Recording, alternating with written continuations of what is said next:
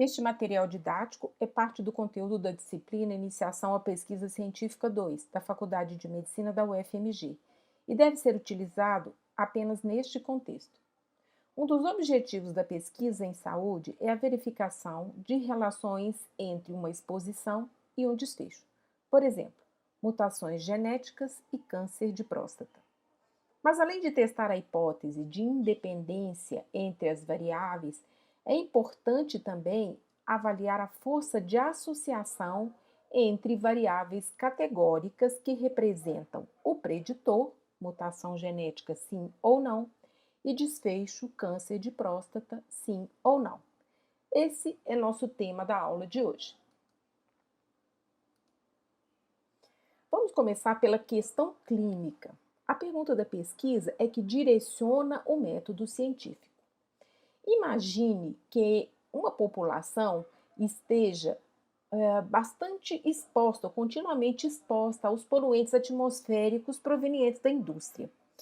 E que eu suspeite que a ocorrência de abortos esteja associada aos poluentes.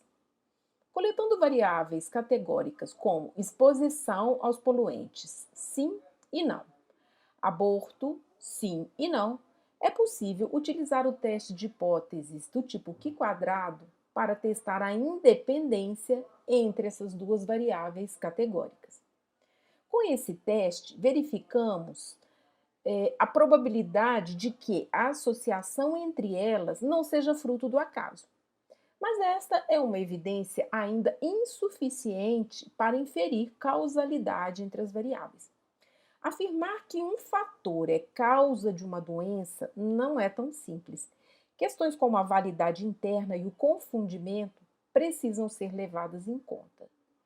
Outros fatores, por exemplo, como a idade da mulher, o uso de medicamentos, drogas, álcool, são variáveis também nesta equação de causalidade. Mesmo assim, podemos melhorar o entendimento das relações entre as variáveis categóricas. A força com que a dependência entre as variáveis acontece pode ser medida. Usaremos hoje o conceito de risco, chance e de intervalo de confiança para dar um passo adiante além da hipótese de independência entre duas variáveis categóricas. Mas antes, precisaremos recordar alguns princípios básicos do delineamento de pesquisa e retornar ao conceito de validade interna. Vamos ter sempre em mente que o verdadeiro parâmetro da população encontra-se no mundo real e nos fenômenos de saúde e doença que queremos explorar com o método científico. A poluição está associada à ocorrência de abortos? A validade externa dos resultados para essa pergunta obtidos analisando-se dados da amostra se refere à capacidade de generalizar esses resultados para a população. Depende do quão adequada foi a amostra, a amostragem e também o desenho de estudo. Mas a validade interna se refere ao quanto os resultados observados no estudo representam a verdade para a população e não se deve a erros metodológicos ocorridos no planejamento de estudo ou na execução do protocolo. Este conceito está diretamente ligado ao quão bem os dados estudados na amostra representam a população. Estudos retrospectivos, do tipo entrevista, consulta aos fatos do passado em prontuários clínicos, estão mais sujeitos à perda de qualidade de dados, por problemas de memória, incompletude de dados e falta de um padrão nas informações registradas por outras pessoas. Assim, o delineamento do estudo pode influenciar na validade externa e na escolha da medida de associação. Por exemplo, neste caso em que gostaríamos de investigar o quanto a exposição aos poluentes impacta a ocorrência de abortos, podemos utilizar para a mesma pergunta um delineamento retrospectivo ou um delineamento de estudo prospectivo. Em um estudo prospectivo, o desfecho ainda não aconteceu no momento do início da pesquisa. Assim, eu acompanho gestantes expostas e não expostas aos poluentes, e neste caso, a possibilidade de perda ou imprecisão dos dados é menor que nos estudos retrospectivos. A medida de força de associação mais indicada nesse caso é o risco relativo. Agora pense na mesma pergunta sendo respondida em um estudo de delineamento retrospectivo. A obtenção das variáveis preditor e desfecho estaria sujeita a muitas fontes de erro. Em caso de uma entrevista, a velocidade da informação poderia ocorrer na dependência da memória da mulher, ou até da formulação da pergunta com os termos que ela pudesse compreender, pois o próprio conceito de aborto é importante. Nem todas as perdas gestacionais são classificadas como aborto. No caso de consulta a prontuários, também o problema persiste. A impossibilidade de se recuperar informação desejada em textos livres ou em textos estruturados com muitas siglas é também um impedimento frequente. Nesta situação, o cálculo de risco não é possível, mas fazemos uma aproximação dele através do cálculo da razão de chances. Agora, vamos ver como calcular. Vamos considerar que o estudo pretendido foi prospectivo. Assim, quando a amostra foi selecionada, considerou-se um conjunto de gestantes, algumas estavam expostas aos poluentes ambientais e outras não estavam expostas. E o desfecho, aborto sim ou não, ainda não havia ocorrido. Ao final do estudo, algumas delas terão sofrido aborto e outras não. E isso acontecerá nos dois grupos, expostos e não expostos. É importante acrescentar aqui a informação de que cerca de 20% das mulheres grávidas sofrem aborto espontâneo, uma estatística geral, mesmo em não expostas a nenhum fator de risco conhecido. Será então que a dependência entre as variáveis existe? Se existir, qual será o risco de aborto nas mulheres expostas aos poluentes ambientais em relação às não expostas?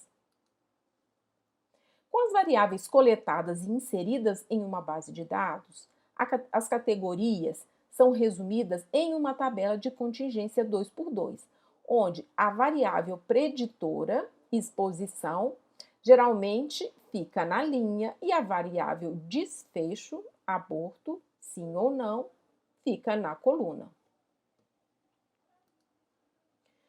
O risco relativo é calculado a partir dos riscos absolutos. Assim, primeiro, calcula-se o risco absoluto de aborto para gestantes expostas aos poluentes e para gestantes não expostas aos poluentes. É a incidência do desfecho em cada grupo. 201 que abortaram no total das expostas, 1.530, risco absoluto 13,1. No caso das não expostas, o número de abortos foi 229, dividido por 2005, o total de não expostas. Portanto, a incidência de aborto, quando a poluição não estava presente, foi 11,4%. O risco relativo, então, é a razão dos riscos absolutos. A dividido por A mais B, 13,1%, dividido sobre C mais D, 11,4%. Portanto, 1,15. É uma medida tipo proporção de incidências, onde o numerador não está contido no denominador. Essa medida avalia o risco das pessoas virem a adoecer entre os expostos em relação aos não expostos. Agora, precisamos saber como interpretar o valor do risco relativo.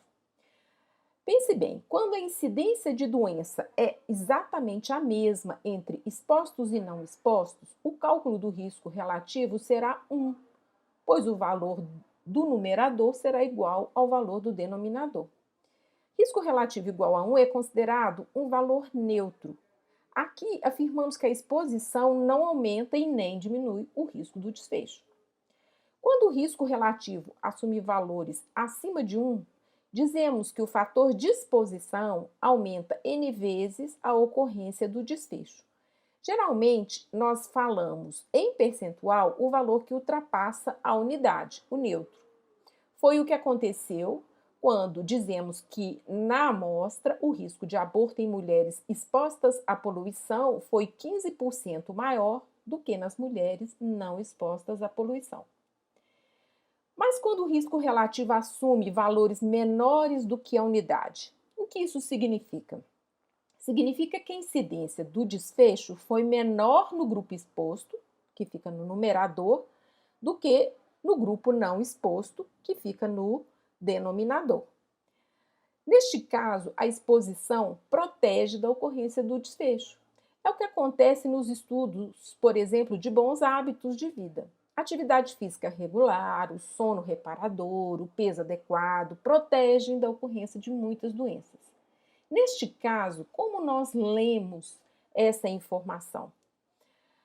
Dizer que o risco relativo é igual a 0,65 é a mesma coisa de utilizar essa informação em percentual, subtraindo o que falta para atingir o valor neutro à unidade. Por exemplo, para risco relativo igual a 0,65, dizemos que a prática de atividade física protege em 35% a ocorrência de doença coronariana em relação aos que não praticam atividade física. Agora, o que ficou faltando? Precisamos fazer a inferência para a população. Esses cálculos que vimos até agora foram feitos na amostra. Para isso, é preciso calcular o intervalo de confiança, por exemplo, de 95% para o risco. Os softwares fornecem o valor de intervalo de confiança junto com o risco relativo. Precisamos mesmo saber interpretá-lo. Quando o valor do intervalo de confiança do risco relativo passar pelo valor 1, significa que o verdadeiro valor na população pode ser menor ou maior que 1. Assim, o fator de exposição pode proteger ou aumentar a ocorrência do desfecho. Isso, então, invalida a possibilidade de fazer inferência da amostra para a população. Voltando ao exemplo da exposição aos poluentes e aborto, o intervalo de confiança de 95%, calculado pelo software EpiInfo, foi de 0,96 a 1,37. Assim, dizemos que nós temos 95% de confiança ao afirmar que o verdadeiro valor populacional do risco relativo nos impede de saber se a exposição aos poluentes realmente protege ou aumenta o risco de aborto na população. Dessa forma, o resultado obtido na amostra, 1,15, não pode ser usado para fazer inferência sobre a população. Agora, tente você também. Baixe o aplicativo EpiInfo no seu telefone celular, ou tablet, ou computador. Escolha a opção no menu principal StatCalc e depois tabelas 2x2.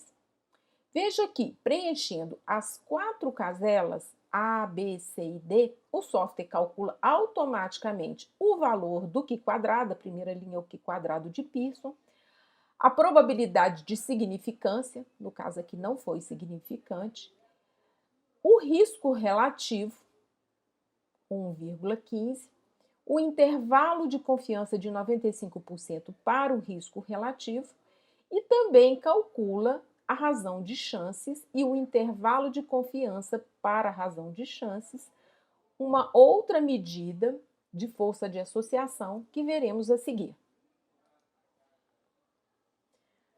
O que fazer então nos estudos retrospectivos? Que ao começar o desfecho já ocorreu e buscamos o fator de exposição no passado. Vimos que neste caso a validade interna é menor. Nessa situação, o cálculo do risco não é possível e fazemos uma aproximação dele através do cálculo da razão de chances. Embora o cálculo da razão de chances seja um pouco diferente, a interpretação desta medida de associação e do intervalo de confiança, abaixo de 1, acima de 1, é exatamente o mesmo. A razão de prevalência tem a mesma fórmula do risco relativo, mas ela é usada em estudos transversais, quando o preditor e o desfecho são avaliados simultaneamente, por exemplo, em um questionário. Lembre-se que risco relativo só é possível em estudos prospectivos. Mas a razão de chances, por suas propriedades matemáticas, são muito úteis e podem ser usadas em qualquer delineamento de pesquisa. Elas são muito úteis em modelos multivariados de predição. Esses modelos multivariados, que não veremos hoje, são aqueles que utilizam mais do que duas variáveis ao mesmo tempo para explicar um fenômeno de interesse.